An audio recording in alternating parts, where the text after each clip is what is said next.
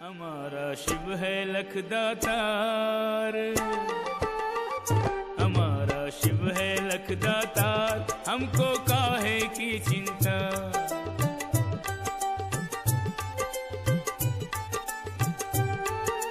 काहे की चिंता रे हमको काहे की चिंता। काहे की चिंता रे हमको काहे की चिंता। बना है साथी सिरजनहार, बना है साथी सिरजनहार, हमको काहे की चिंता। मिला है करण करावनहार, हमको काहे की चिंता।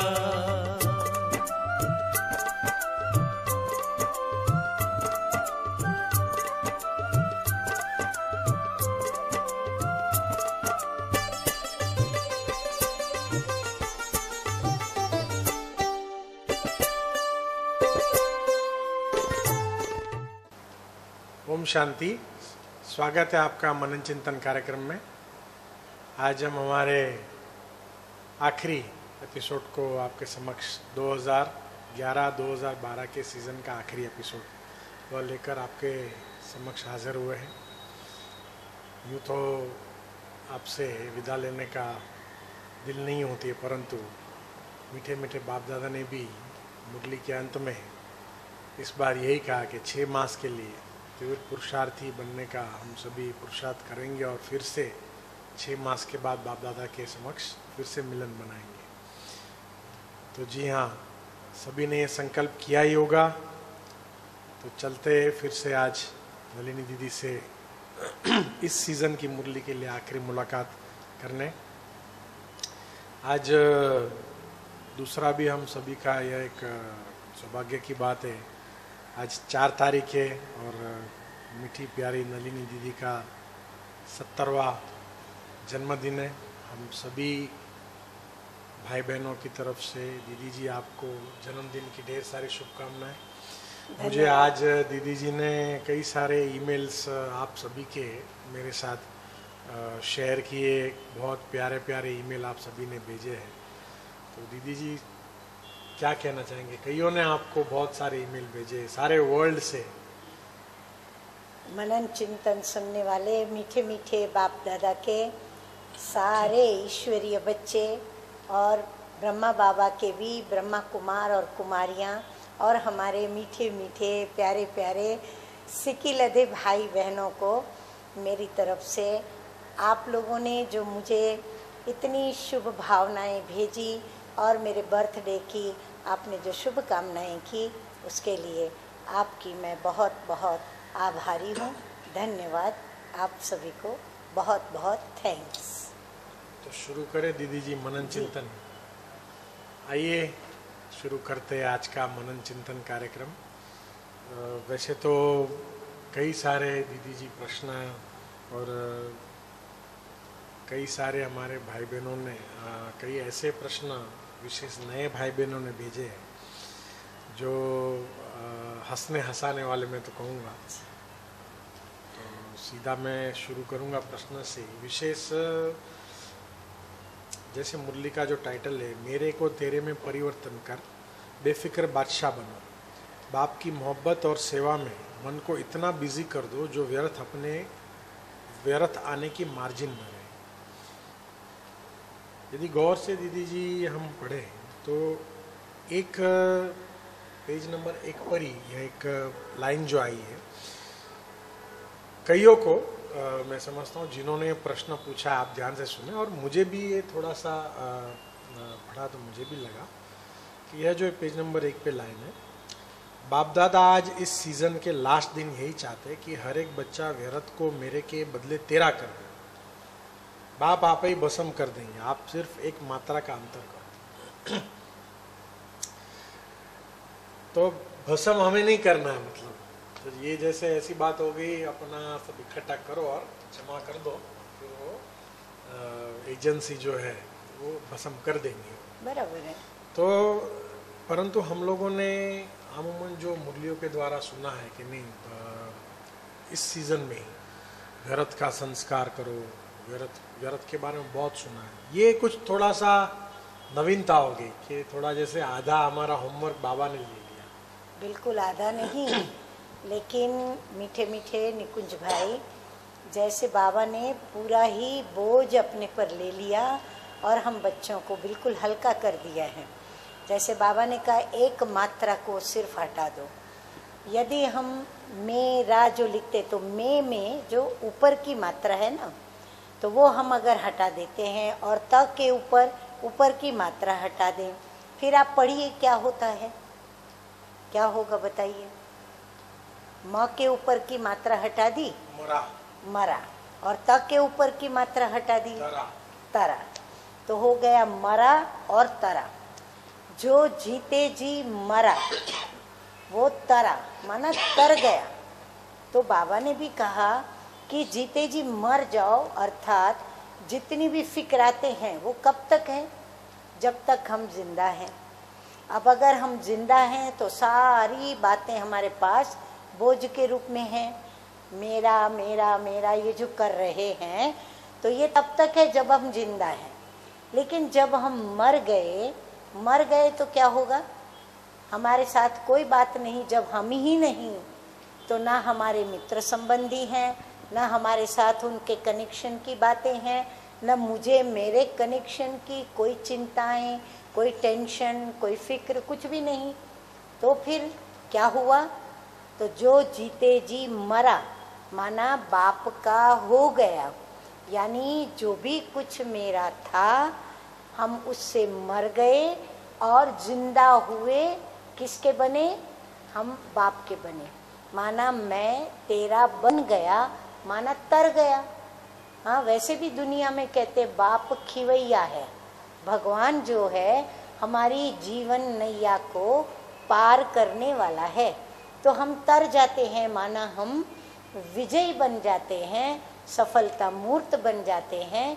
और ये जो हमारे सिर पर हाँ फिक्र का टोकरा लेके घूमते हैं ना, बाबा ने कहा ना फिक्र का टोकरा, तो वो टोकरा क्या करता है, हमें बेफिक्र की बादशाही की जो अटूट खुशी है, जो उमंग उत्साह में लाती है, वो खुशी हमारी वो गायब कर देती है। तो इसीलिए हम मरे तो तरे। इसीलिए बाबा ने कहा एक मात्रा हटा दो तो तर गए, माना बाबा के बन गए। तो खुशी खुशी है, बेफिक्र हो गए। बाबा जाने, बाबा का काम जाने। चलिए बहुत बढ़िया, टू द पॉइंट। मैं समझता हूँ दीदी जी के कहे अनुसार ऑलमोस्ट मीठे मीठे बाप दादा ने 80% जितना तो हमारा काम जैसे बाबा ने उतार दिया हो, ऐसा लगता है। एक प्रश्न जो हमें आया मैं कहना चाहूँगा, आपने पूछा है श्रीमत के विषय में, मैं यहाँ कहना चाहूँगा आदरणीय नलिनी दीदी जी का बहुत सुंदर एक क्लास इसी चैनल पे है, उसको ज़रा गौर करिए आप, वह क्लास अवश्य सुने, जिसका नाम है श्रीमत मनमत और परमत। आपने बड़े प्यार से पूछा, इसीलिए मैं यहाँ विशेष उल्लेख कर रहा हूँ, क्योंकि इसके ऊपर सविस्तार से दीदी जी ने बहुत अच्छा 1.25 घंटे का क्लास करा है, श्रीमत मनमत और परमत। इस क्लास को अवश्य आप सुने। सुनने के पश्चात यदि आपको कोई प्रश्न ऐसा लगता है तो आप फिर से दीदी जी को अवश्य लिख सकते हैं। फिर से मैं यहाँ दोहराना चाहूँगा, नलिनी दीदी अपना ईमेल जो उनका है उस पर डायरेक्ट आप संपर्क कर सकते हैं नलिनी दीदी को। साथ ही साथ कई हमारे भाई बहनें नलिनी दीदी से Gtalk पे लाइव चैट भी करते हैं। तो इस तकनीक का अवश्य ही आप सब लाभ लें। यदि आपका प्रश्न नहीं यहाँ पूछा जा रहा है तो आप डायरेक्ट दीदी जी से अपने प्रश्नों का जवाब पा सकते हैं। समय आया है छोटे से एक विराम लेने का। प्रश्न बहुत है, परंतु हम लोगों ने कोशिश किया है कि कुछ प्रश्नों को हम जोड़ करके एक प्रश्न बना करके दीदी जी को हम पूछें। आशा करता हूँ आप सभी जो भी दीदी जी जवाब देंगे उस पर गौर से सोचेंगे और चिंतन करेंगे। मिलते हैं एक छोटे से विराम के बाद, तब तक देखते रहिए मनन चिंतन।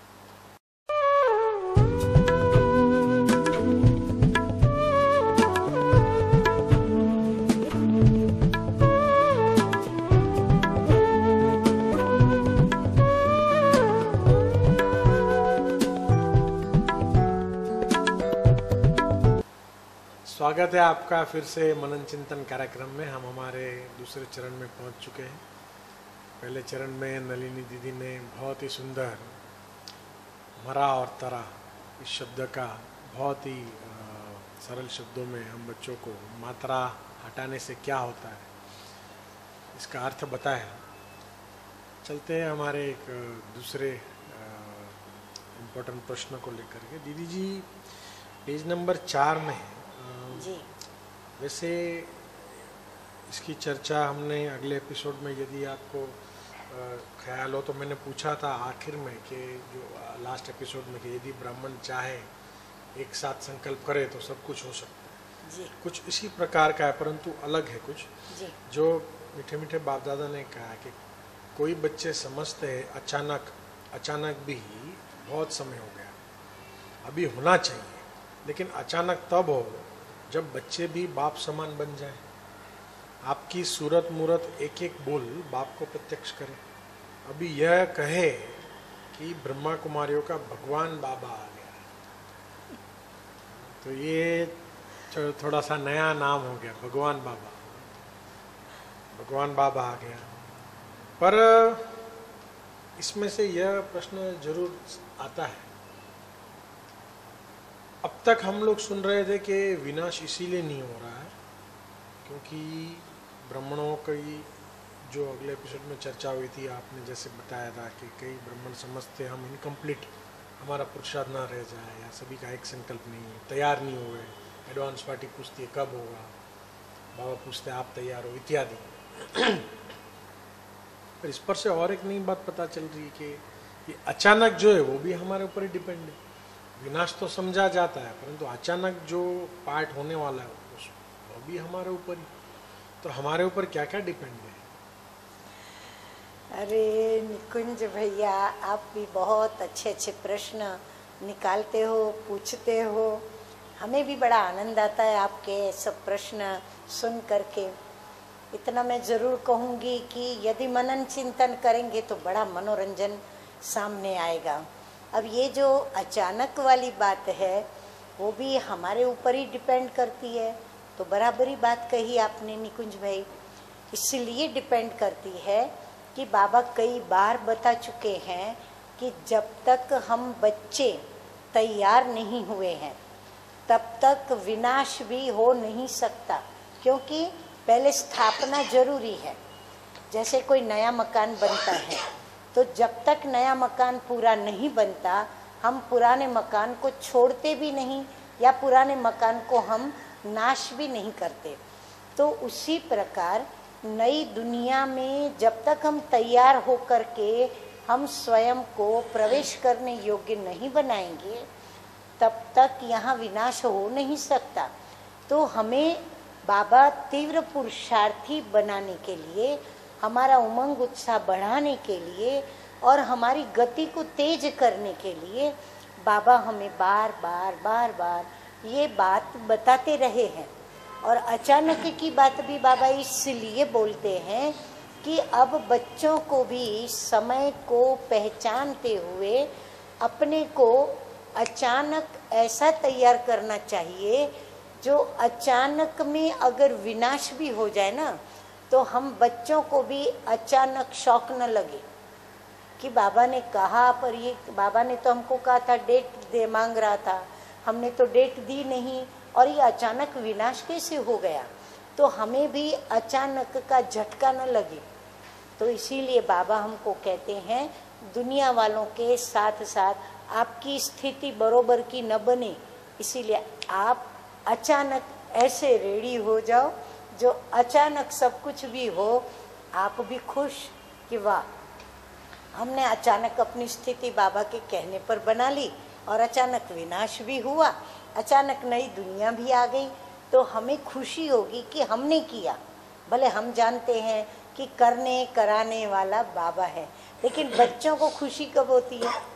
करते बच्चे के माँ बाप होते हैं, परंतु जब माँ बाप जानबूझ करके खुद नहीं करते हैं, ऐसा हमें बताते हैं, दिखाते हैं, समझाते हैं, तो बच्चे क्या समझते हैं? सब मैंने किया। तो बाबा हमें ये खुशी देना चाहते हैं। मैं समझती हूँ कि हम इससे खुशी ले। चलिए, दुनिया में अचानक सुन करके लोग बहुत डर जाते हैं, परंतु हम बच्चों के लिए बाबा ने अचानक को भी एक खेल कर दिया है। बिल्कुल। दीदी जी, क्या लगा आपको जब आपने ये वर्ड सुना, भगवान बाबा? अरे हमें तो इतना अच्छा लगा, इतना अच्छा लगा कि भगवान को आज हमारे स्नेह में ये कहना पड़ा कि ब्रह्मा कुमारियों का मैं बाबा हूँ। मतलब आप सुनो, कोई माता पिता होते हैं तो उनको पूछा जाता है कि आप किसकी मम्मी हो, किसके पापा हो। अगर वो माता पिता ये कह दे कि मैं इसकी मम्मी हूँ और कोई कह दे मैं इसका पापा हूँ, वो बच्चे को कितनी खुशी होगी। तो आज मुझे तो ये सुन करके इतनी खुशी हुई कि वाह, बाबा तो सारी दुनिया में 650 करोड़ आत्माएं हैं और कितनी संस्थाएं, कितने क्या क्या हेल्थ कैटेगरी के लोग, कितने क्वालिटी के लोग, लेकिन सभी धर्मों को, जातियों को, भाषाओं को, सब बातों को छोड़ के बाबा के मुख से निकला कि मैं ब्रह्मा कुमारियों का बाबा हूँ। मुझे तो नशा चढ़ा भाई, मैं तो आपको सही बात बताती हूँ। फिर बात आती है, बाद में बाबा ने कहा ब्रह्मा कुमारियों का मैं भगवान, और बाबा तो वो है ही मेरा। पर फिर बाबा ने बाबा शब्द कहा, और बाबा सभी का है, पिता तो वो सभी का है, पर भगवान तो मेरा और बाबा तो है ही मेरा, सवाल ही नहीं उठता। तो दोनों बात में हम तो बहुत राजी हो गए। मार्ग की जो कथा है वो यहाँ बिल्कुल फिट बैठती है कि सागर को जैसे गागर में समा दिया, जैसे कुछ ब्रह्मा कुमार ने भगवान को अपने अंदर चिड़ियाओं ने हप कर लिया, पकड़ के रखा है, ये कह सकते हैं। बिल्कुल। चलिए, ऐसी खुशी और ऐसा गर्व कुमार ये वही कर सकता है जिन्होंने प्रभु को, भगवान को, बाबा को बड़े करीब से देखा, समझा, जाना, पहचाना और उससे भी अधिक मैं कहूँगा अनुभव किया। और हम सचमुच में लकी हैं कि ऐसी हस्ती हमारे साथ इतने एपिसोड से कई अनुभव आप देख सकते हैं। दीदी जी की खुशी का जो पारा है, किस प्रकार से, जैसे दीदी जी भी मास्टर सागर बन के हम सबके सामने अपनी खुशी की लहर जैसे हमारे ऊपर आ रही है, ऐसा आप सब महसूस कर रहे हो ना? देखो, दुनिया कहे मेरा बाबा आ गया, और मेरा अधिकार है, मेरा हक है शिव बाबा के ऊपर और ब्रह्मा बाबा के ऊपर, और वो हक और अधिकार स्वयं बाप दादा ने स्वीकार किया। मन आप सोचो, ये कम बात है क्या कि भगवान ने भी ये मान लिया कि ये बाबा जो खुद है, माना मैं और ब्रह्मा बाबा ब्रह्मा कुमारियों का हूँ। तो सभी आज से, अब तक तो हम आपस में कहते थे मेरा बाबा, परंतु अभी जैसे दीदी जी ने कहा कि अभी हम बेझिझक अज्ञानियों को भी कह सकते भाई भगवान हमारा है, भगवान हमारा है, बाबा भगवान हमारा है।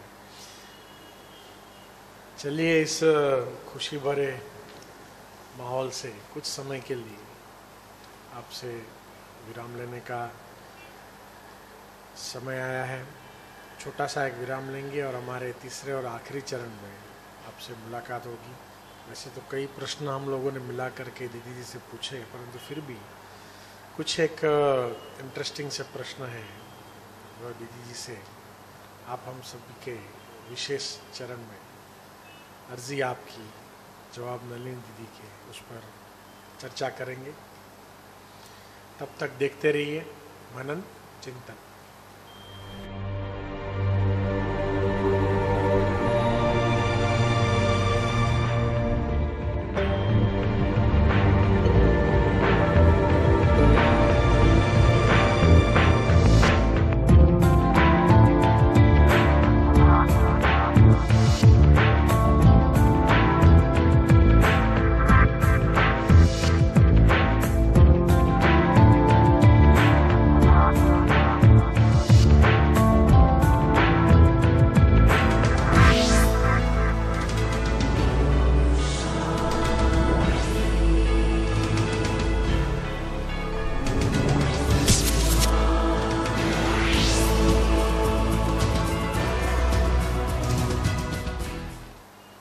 स्वागत है आपका मनन चिंतन कार्यक्रम में फिर से।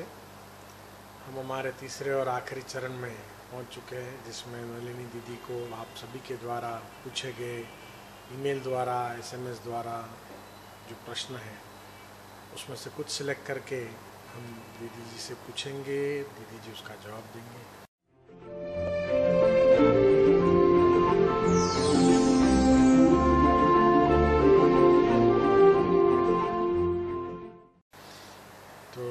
चलिए पहला प्रश्न पूछते हैं दीदी जी से। दीदी जी, यह प्रश्न भारत से आया है। पेज नंबर 2 पे जैसे यह एक 2 लाइन मीठे मीठे बाप दादा ने कही, जैसे बाप के 3 रूप है ऐसे आपके भी 3 रूप है, ब्राह्मण, फरिश्ता और देवता। इन तीनों रूपों में ड्रिल द्वारा अपने मन को बिजी रखो, इसीलिए महामंत्र क्या है? मन मनन। ये पूछते हैं, आपका जो प्रश्न है वो मैं पूछ रहा हूँ कि जो जैसे बाप के 3 रूप है ऐसे आपके भी 3 रूप है, तो बाप के 3 रूप कैसे हो सकते? ब्राह्मण, फरिश्ता, देवता, बाबा भी है? या क्योंकि बाप के 3 रूप दूसरा कुछ है तो लिखा नहीं है?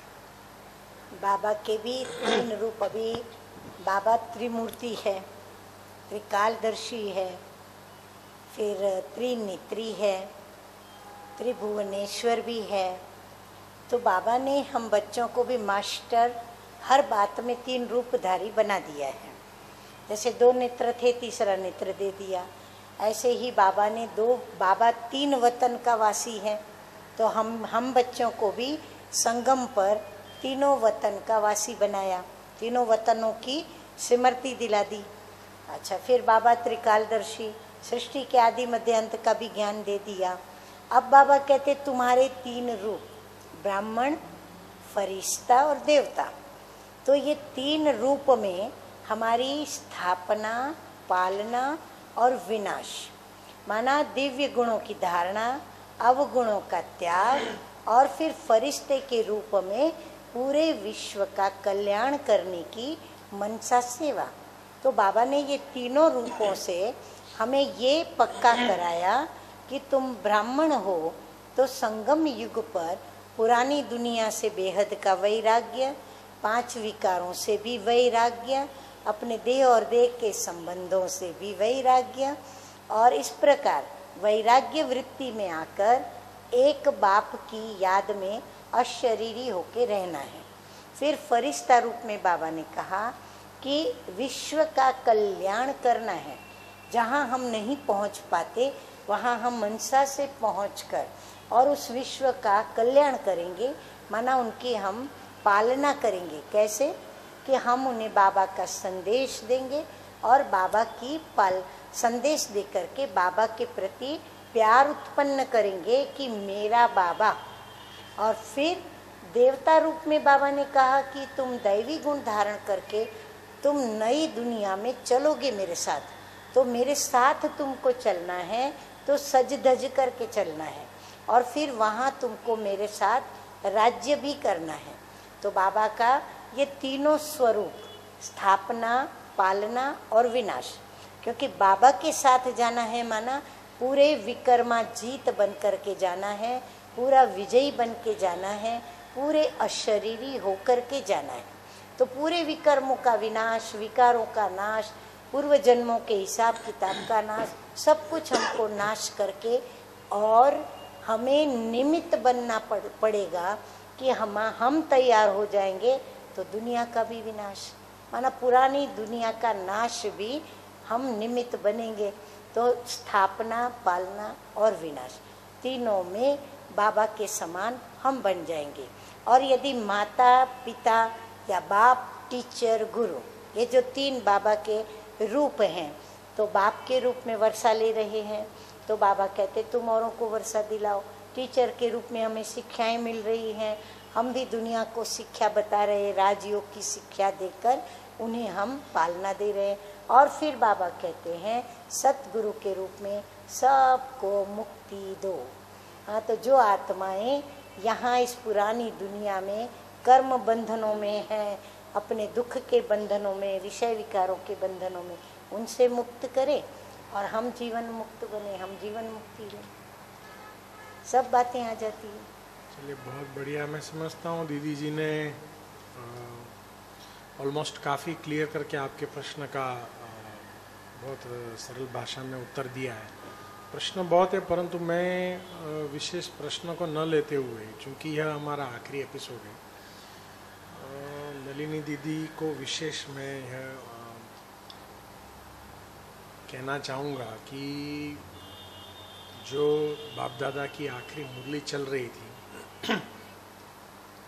उस मुरली के दौरान ही, जब मुरली चल रही थी, तब दीदी जी ने मुरली सुनते सुनते ही मन को बिजी कैसे रखे, क्योंकि बाबा ने बार बार इसका उल्लेख किया है, तो मन को कैसे बिजी करे, उसकी युक्तियाँ प्रयुक्तियाँ क्या करे, वह काफ़ी 150 से भी ज़्यादा पॉइंट्स दीदी जी ने निकाल करके उसकी विधि क्या है वो बना करके सारे सेंटरों को भेजिए। परंतु मैं चाहूँगा दीदी जी संक्षिप्त में जरूर हमारे मनन चिंतन देखने वाले भाई बहनों को थोड़ा सा सुना है कि क्या करें, जो आपने बनाया है सारा, परंतु उसका संक्षिप्त में क्या प्रैक्टिकल कैसे लाएं, क्या कर सकते हैं, विधि क्या करें, क्योंकि सभी सेंटरों को पहुंचाया है, जी। तो हो सकता है हमारे कई भाई बहनें ये देखते हैं, तो इसका सार क्या जो आपने इतना लिखा है? जी, सार यही है कि बाबा ने जैसे कहा कि आप अपने मन को बिजी करो, तो मन मना भव की स्थिति, रू रिहान की स्थिति, बाबा ने कहा मुरली के द्वारा भी व्यस्त कर सकते हो। मुरली का मनन चिंतन, मीठे मीठे बाप दादा से रू रिहान, अमृत वेले उठना, योग करना, ऐसे तो बहुत सारी बातें हैं, लेकिन सबसे थोड़ी सरल बात जो है, सहज बात जो है, वो भाई चलो ज्वालामुखी योग भी नहीं लग रहा है, मेहनत कर रहे हैं, पर अब मन को हमें बाबा की याद में बिजी करना है। तो बाबा को याद करना माना क्या? जैसे आज मैं आपको कहूँ कि आप अपने माँ को, पिताजी को याद करो, तो आप क्या करेंगे? या तो आपके चेहरे, आपके नज़रों के आगे माँ का रूप आएगा, या फिर आपको माँ के साथ होने वाली जो बातें हैं वो सामने आएगी, कोई घटनाएं आएंगी। तो इस प्रकार से माँ पिता को याद करना माना उनका स्वरूप, उनका प्यार, ममता, या उनके बोल, उनकी शिक्षाएं वो याद आती हैं। ठीक वही बात बाबा की मुरली से मैंने जो पॉइंट्स, टॉपिक्स निकाली हैं, हम एक एक टॉपिक के ऊपर रोज पॉइंट्स निकाल सकते हैं, तो बाबा बाबा रहेगा बुद्धि के अंदर कि बाबा की मुरली में ये है, बाबा की मुरली में, बाबा की मुरली में, और हम उसको ढूंढेंगे उसमें कि ये टॉपिक से संबंधित बात उसमें क्या है, कहाँ है, कितनी है, और हम उसको डायरी बना के डायरी में लिखते चले जाएं, तो हर टॉपिक के ऊपर आप देखेंगे इतनी सारी ढेर बातें बाबा ने हम बच्चों को बताई हैं। ये तो मैंने 15-20 मिनट में 151 जितनी शायद टॉपिक्स लिखी मैंने, परंतु अगर मैं लिखने पर आऊँ तो मुझे ऐसा अपने पर पूरा यकीन है कि मैं 16,108 बातें इस मुरली से, ऐसे टॉपिक्स छोटे बड़े निकाल सकती हूँ, जिस पर हम सारी जिंदगी, हर सेकंड, हर पल मनन कर सकते, चिंतन कर सकते, और पॉइंट्स निकाल कर और बाबा की मीठी मीठी यादों की लगन में हम रमण कर सकते, और बहुत आत्मा अतीन्द्रिय सुख के आनंद का अनुभव भी कर सकती है। चलिए बहुत बहुत ये हर एक के लिए आवश्यक है, क्योंकि मैंने भी वह पढ़ा है। यदि आप भारत के किसी सेंटर पर जाते हो तो अवश्य ही आप अपनी दीदी या टीचर इंचार्ज से ज़रूर इसका उल्लेख कर सकते हैं और इसकी कॉपी भी प्राप्त कर सकते हैं, क्योंकि ये कल ही बाप दादा की मुरली के दौरान दीदी जी ने लिखा है, तो अंग्रेज़ी इसका अब तक ट्रांसलेशन नहीं हुआ है, बट वी विल ट्राई कि हम जितना जल्दी हो सके इसको अंग्रेज़ी में हम कर सकें। जिस किसी को भी यदि वह चाहते हैं कि हमें यह पॉइंट्स जो है भेजी जाए, तो कार्यक्रम के अंत में हमारा जो ईमेल एड्रेस है इस पर आप ज़रूर एक ईमेल कर सकते तो आपको हम प्रति उत्तर में वह पॉइंट्स अवश्य ही भेजेंगे। चलिए, आपसे इस सीज़न के लिए विदा लेने का समय आ गया है। दीदी जी से बहुत सुंदर जो सीज़न कैसे पूरी हो गई, 10 एपिसोड हमारे शूट हो गए और हंसते खेलते ये यात्रा पूर्ण हुई। दीदी जी फिर से कल मधुबन के लिए रवाना होंगे। वहाँ पे हर साल एनुअल सर्विस मीटिंग होती है ब्रह्मा कुमारीज की। जैसे बाप दादा ने कहा क्या सेवा करो, तो इस वर्ष क्या सेवा होनी चाहिए, कैसे होनी चाहिए, उसके ऊपर चर्चा विचारणा सारे भारत से बड़ी बड़ी बहनें और कुछ सीनियर भाइयों की वहाँ मीटिंग होती है।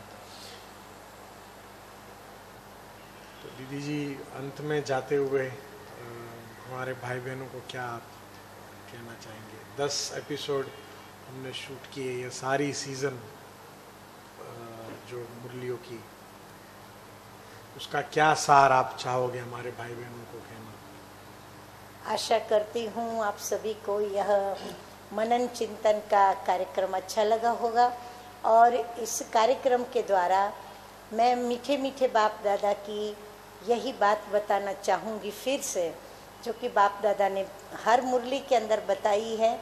हम विशेष बाप दादा की इच्छाएं और आशा जो हम बच्चों के प्रति है वो हम नोट करेंगे, नोट करके और उसके ऊपर हम तीव्र पुरुषार्थ करेंगे। और जैसे बाबा ने कहा कि हमें करना ही है, ऐसा हम स्वयं को बार बार स्मृति दिला करके करने पर आ जाएं और करें और करके ही छोड़ें।